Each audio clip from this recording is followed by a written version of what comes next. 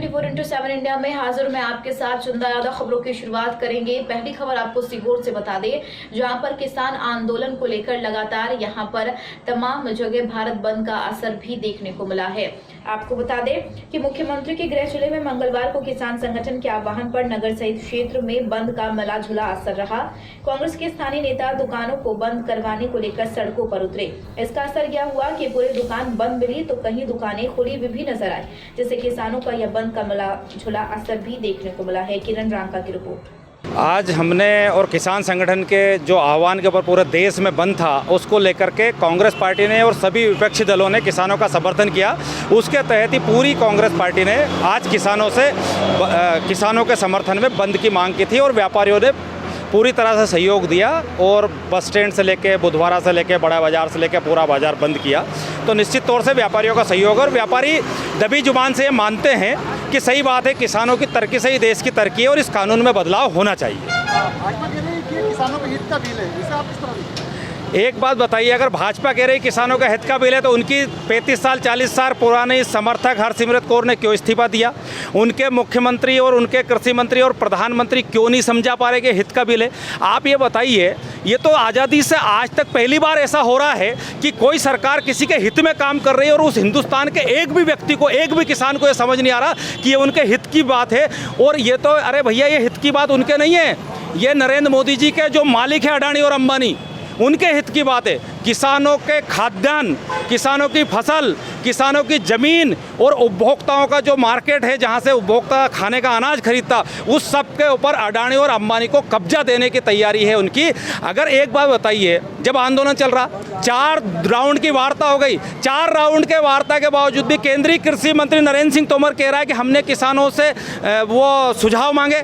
अरे तुम्हें शर्म आना चाहिए अन्नदाता के सामने। उसने आपका पानी नहीं पिया, आपका अन्न नहीं खाया, और अन्नदाता अगर खेतों से निकल करके सड़कों पर पड़ा हुआ है। आप बताइए, अपोजिशन के टाइम पे अन्ना ने आंदोलन किया, रामदेव ने आंदोलन किया, जंतर मंतर पे किया, और कांग्रेस की सरकारों ने हमेशा परमिशन दी।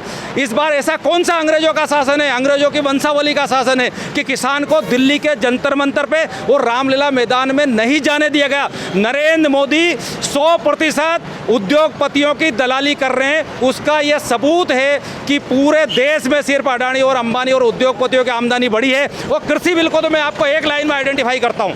आपने देखा होगा, नरेंद्र मोदी जी के प्यारे अंबानी ने जो है जियो लेके आए थे, और जियो जब आया था ना देश में, तो फ्री आया था, free incoming, free out going और सब कुछ होके। इसके बाद क्या हो, मार्केट पे कब्जा करने के बाद 199, 299, 399, 499, 599, 799 और 1000 रुपये लेगा। तो इस तरह से पूरे मार्केट पे कब्जा करने का है। किसान जो लड़ाई लड़ रहा है, 25 रुपये किलो आटो देने की लड़ाई लड़ रहा है, और अडानी अंबानी 150 रुपये किलो इस देश के आम नागरिकों का आटा देंगे।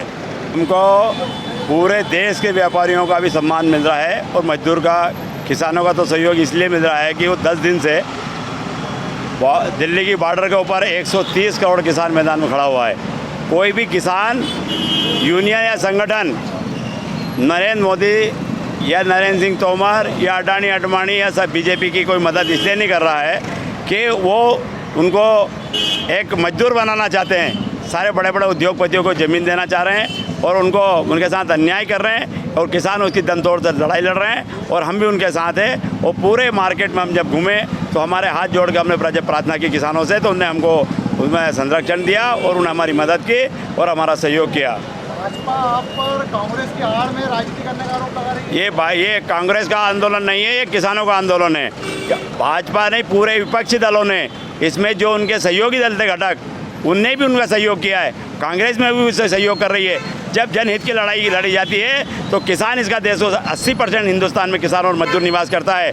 यदि हम किसान के ऊपर विचार नहीं करेंगे, किसान की नहीं बात करेंगे, किसान की नहीं सुनेंगे, तो हमारी कौन सुनने वाला होगा?